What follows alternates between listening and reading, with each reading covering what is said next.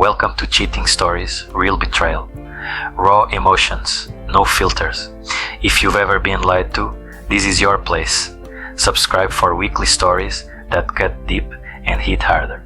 I wasn't trying to catch her. I didn't drive across town that night with any suspicion in my heart. I wasn't playing detective or imagining the worst. I just thought she was tired. I just wanted to surprise her with a cup of her favorite hazelnut latte, the way I used to back when we first started dating. That was it. That's what I keep telling myself even now. It was a Thursday night, a quiet one, the kind where the whole world seemed to slow down just enough for your thoughts to speak louder than the TV. I remember standing in our kitchen, staring at the Nespresso machine, then glancing at the time, 9:12 p.m. Emily had texted me an hour earlier. Still at the office, don't wait up. She'd been staying late more and more these days. I had just assumed the quarterly reports were piling up, or some new campaign had her swamped. She was always proud of being the dependable one in the office, the one who'd lock up if everyone else had already left. I admired that. But that night, something in me stirred. Not doubt, just a small, quiet sadness. Like missing someone who's right there in your life, but already drifting somewhere else. So I grabbed my keys. We had been married 7 years, no kids. A dog once, Lucy, a golden retriever who died too young from liver failure. We buried her in the woods behind the house and cried like she was blood. Emily and I met through mutual friends at the 4th of July barbecue in 2012. She had this laugh, this easy way of leaning into a conversation like you'd known her forever. I was quiet, a little awkward, but she made space for that. She made space for me. 3 years later, we were married under an elm tree in her parents' backyard. It rained the morning of the wedding, but cleared by noon. The photographs are still perfect. For a while, it was just us. Saturday brunches, late night movies, lazy Sundays spent arguing about which groceries we forgot to buy. I built software from home, mostly freelance work. Emily worked in a corporate office in Midtown, HR manager, level-headed and meticulous. I joked that she ran her team like a therapist with a clipboard and a baseball bat. Things were good, until they weren't. It's not that she changed overnight, it was the little things, the way she started locking her phone. Not outright, but casually, like muscle memory. She used to leave it all over the house, sometimes unlocked for hours. Now it was always face down, always silent. She stopped eating dinner with me. At first it was excuses. I ate something at the office, or I'm not that hungry tonight. I started eating alone more often than not. Her half of the table always had a glass of wine sitting untouched, like a ghost pretending to be polite. Sex dried up too. It wasn't immediate. It tapered, like a song fading out mid-chorus. There were hugs, pecks on the cheek, even a few I love yous on the way out the door. But the fire, the full urgency was gone. I told myself it was stress. I told myself it was the IVF conversations, the pressure of being almost 35 and still childless. I told myself stories because the silence between us had to be filled with something. Emily started working late more often. She said the new director, Liam something, was reshuffling departments and she needed to help train the incoming staff. I believed her. Why wouldn't I? She had never given me a reason not to trust her. I pulled up to her office building with the coffee still warm in my hand. I remember feeling nervous, like I was doing something wrong, like I'd get in trouble for showing up unannounced. But I wanted her to know I was thinking of her. That I still noticed the lines of exhaustion under her eyes, that I still cared. The lobby was mostly dark. The security desk had a new face, some young guy in his 20s, earbuds dangling from his neck. "Hi," I said, smiling. "I'm here to drop this off for my wife, Emily. She's on the 5th floor." He blinked at me, confused. "Emily? From HR? Yeah. She said she's working late tonight." The guy glanced at the sign-in sheet, then at the monitor behind him. Building's been empty since 6. Everyone clocked out. Pretty sure HR closed shop by 5. I stared at him, waiting for the punchline. None came. "You sure?" I asked again, voice cracking slightly. Maybe she's still in one of the meeting rooms. He shrugged. I've been here since 6:15. Haven't seen anyone go up or down. Sorry, man. I stepped back, nodded, thanked him. Then I walked outside. The coffee in my hand had gone cold. I looked across the street toward the company parking lot where staff cars were often left after hours. Her car was still there. Suspicion doesn't arrive like a thunderclap. It creeps, it seeps through the cracks of logic, nestles into silence, and waits. That night, standing alone on the sidewalk outside my wife's office with a lukewarm coffee in hand, I felt it for the first time. Not a full-blown betrayal, just the shift. A dissonance between her words and the world around me. I crossed the street toward the parking lot. Her car was there, parked in the same space she always used, right by the hedges lining the rear exit. Her little blue Mazda that still had a faded "Just Married" sticker peeling on the bumper from years ago. She always said she'd take it off. Never did. I stared at it. There was no reason for her to be at the office, not if the security guard was right, not if the building was locked, unless I glanced at the hotel just 2 blocks down. The Fairfield Inn wasn't fancy. It was the kind of place traveling sales reps stayed. Cheap, clean, anonymous. I didn't go there with intent. My feet moved before about them my thoughts did. I remember telling myself, she's probably grabbing a drink with coworkers. Maybe she stepped out for air. Maybe she's inside with some spreadsheets and forgot to clock out. Maybe, but then I saw her. They stepped out from the side entrance, not the main lobby. She was laughing, really laughing, the kind I hadn't heard from her in months. That sound used to be mine. The man next to her was tall, broad-shouldered, in a slate gray suit, no tie. He held his blazer slung over one arm, and his other hand rested lightly on the small of Emily's back. Familiar, intimate. My chest constricted. Not anger, not even sadness. Just stillness. Like my body didn't know how to feel yet. Like my brain refused to process the image my eyes delivered. They didn't see me. They were too wrapped up in their little bubble. Too busy sharing whatever private joke had her grinning like she was 20 again. She touched his arm. He leaned in to whisper something. She tilted her head. He kissed her cheek. It wasn't long, maybe 15 seconds, but I watched every frame like it was a slow-motion car crash. I don't know why I pulled out my phone. Instinct, maybe. Self-defense. I took 3 quick photos, hands trembling, breath caught in my throat. In one of them, she's mid-laugh, head back, her hand pressed to his chest. Another has him holding the door open for her, chivalrous and practiced.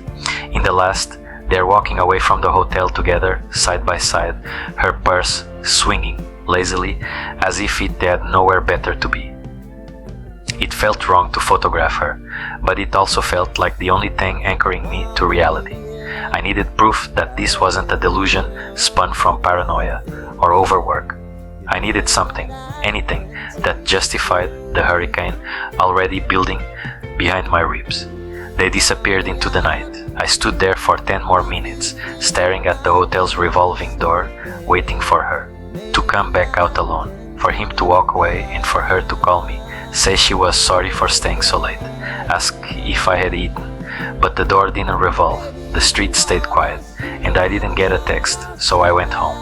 When Emily walked through the door at 11:17 p.m., I was already on the couch, still dressed, still holding the coffee cup, now completely cold. She looked surprised to see me awake. Her eyes darted to the clock on the wall, then to my hand. "You didn't have to wait up," she said, voice too bright. "It was a long night." "I brought you coffee," I said. She blinked. "Oh, you didn't have to, that's sweet." I didn't respond, just stared. She shifted, set her purse down. "What's wrong?" I wanted to ask right then, to hold up the photos, to demand explanations, but I didn't. Not yet. There's a strange paralysis that comes with the first confirmed lie, the moment your heart knows the truth but your mouth isn't ready to speak it. I swallowed. "Nothing," I said, "just tired." She smiled and kissed my forehead. Her lipstick left no mark. The next morning I pretended nothing happened. I made toast. She made tea. She showered. I worked. Life moved forward, but crookedly, like a table with one uneven leg. Every word between us was too rehearsed. too careful, and I hated that I had to be the one pretending. All day, I kept opening and closing the photos on my phone, zooming in, zooming out, as if context would change the content, as if maybe, just maybe, her eyes weren't as warm as I remembered, as if I could find some sliver of ambiguity in their posture or hands or shadows. But suspicion has a shape, and once you see it, you can't unsee it. It took me 2 days. 2 days of pretending I hadn't seen her step out of a hotel with another man. 2 days of pretending her kiss on my cheek didn't taste like guilt. 2 days of watching her move around the house like a stranger in familiar skin. I had never been good at pretending. But she was, and that alone told me everything I needed to know. It was raining. The kind of rain that painted the windows gray and turned every corner of the house cold.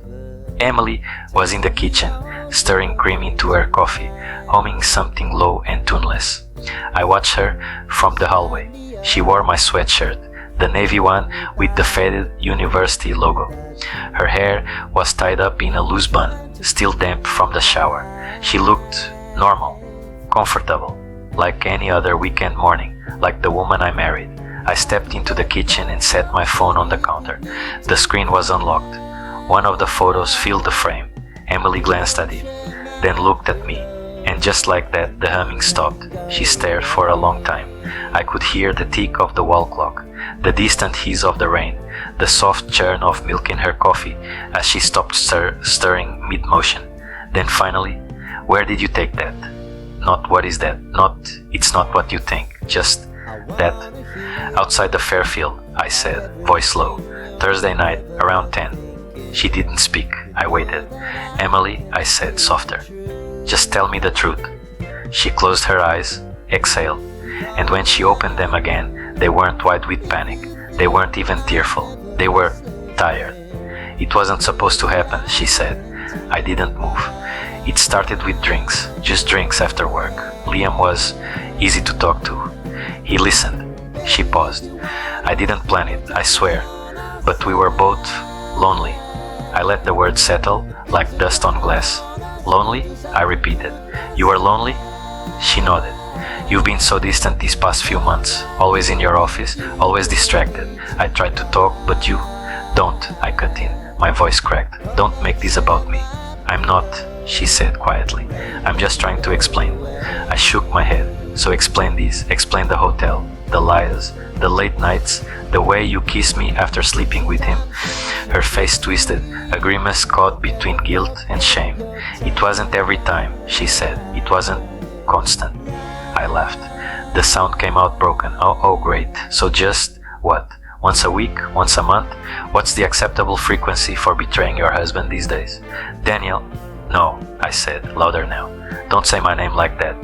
It wasn't the sex. That's what people get wrong. What hurt most wasn't imagining their bodies tangled together in a stranger's hotel bed.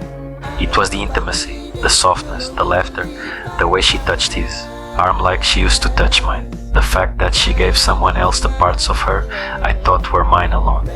I trusted you," I said. "With everything, I gave you all of me." Her lip trembled. "I didn't mean to fall for him," she whispered. And just like that, something inside me shattered. Because there it was, not just lust, not just stress relief. She had feelings for him. Something real. Something bigger than guilt. "How long?" I asked, though I wasn't sure I wanted to know. Emily looked away.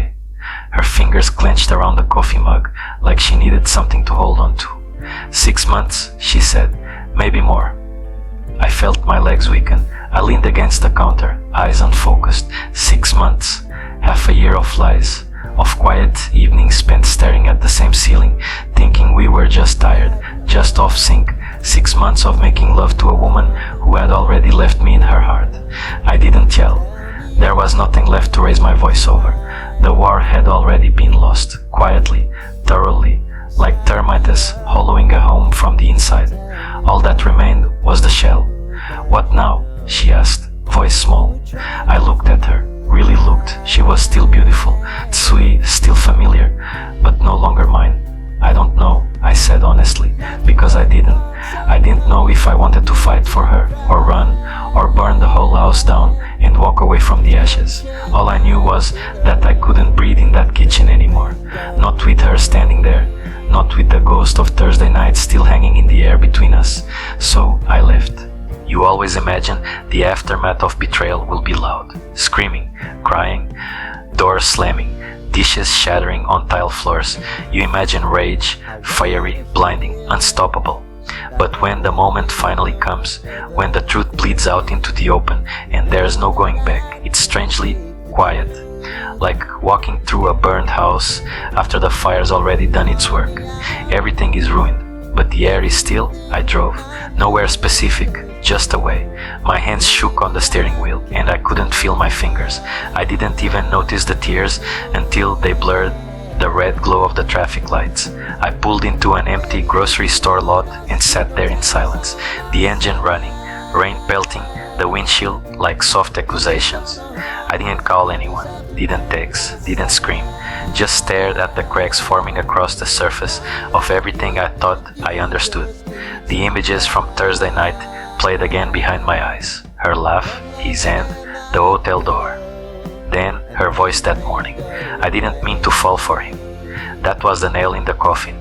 You don't fall by accident, you jump. I ended up at Jeremy's apartment. Jeremy was my oldest friend. We had gone to college together, survived too many bad landlords and beer pong tournaments to count.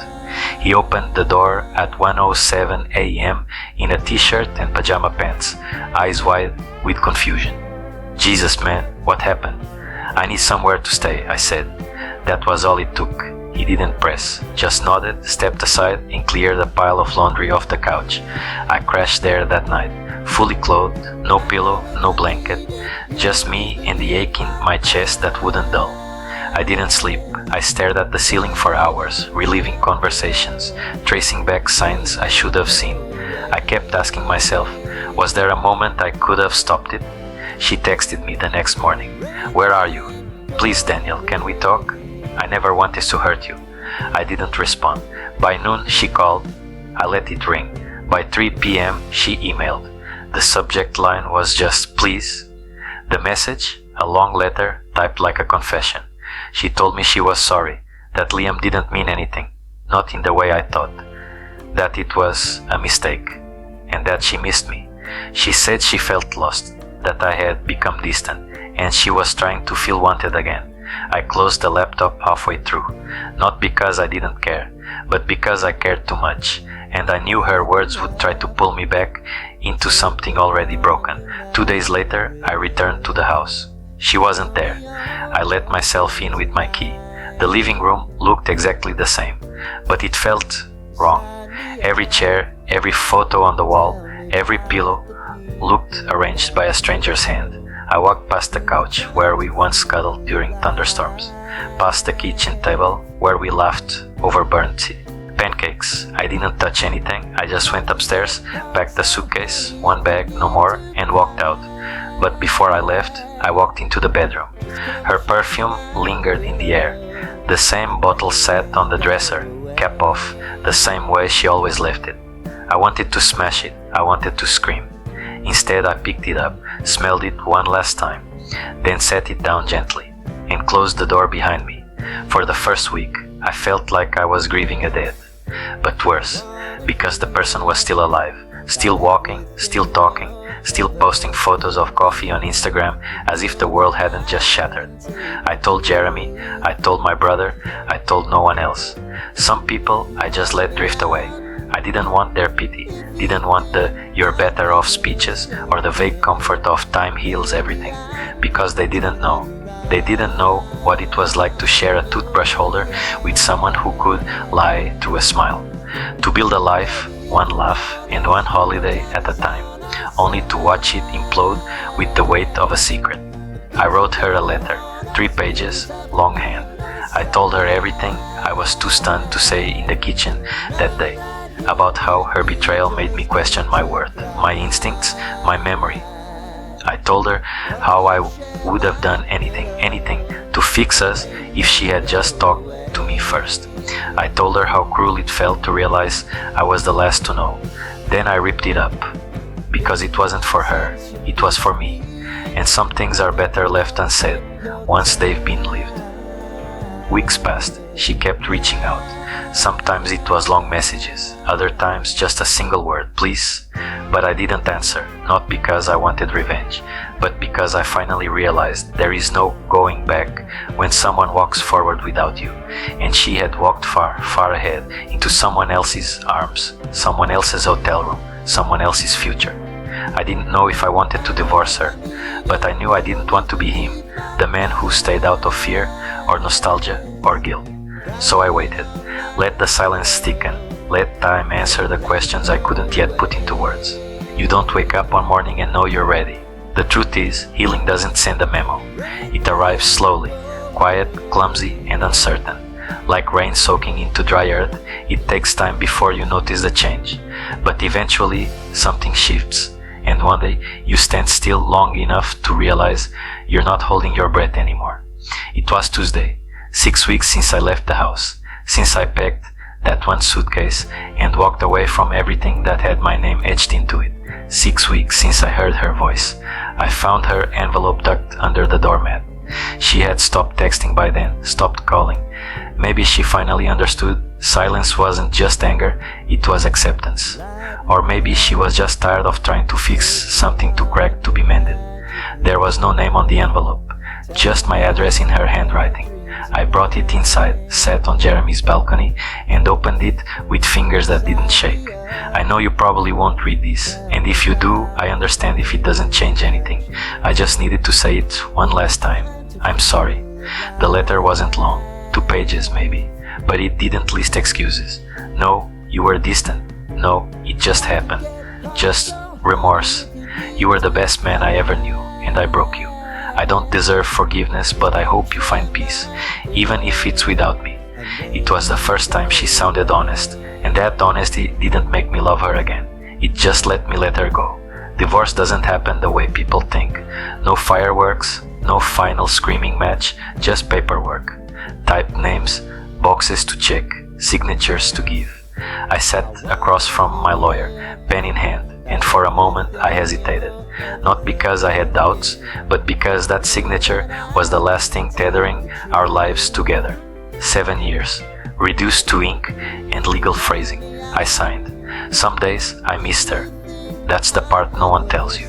You can hate someone for what they did and still miss the way they held your hand in grocery store aisles. I missed the version of her that laughed at my dad jokes, that danced barefoot in the kitchen at 11 p.m., that cried when we buried Lucy. But I had to remind myself, that version didn't choose me when it mattered. That version became someone else when I wasn't looking, and memory, while painful, isn't the enemy. Hope is. Hope that she might come back different. Hope that we could rewind the clock. Hope that love could unruin itself. I stopped hoping, and that's when I started healing. It was Sunday, cold, crisp, cloudless. I walked alone to a coffee shop downtown, the kind with wooden benches and jazz playing too softly through dusty speakers. I ordered a hazelnut latte, the same kind I once brought to her office on a Thursday night, back when I thought surprise meant love and effort meant protection. The barista handed me the drink. I took the first sip. It tasted different, not bitter, not sweet, just mine.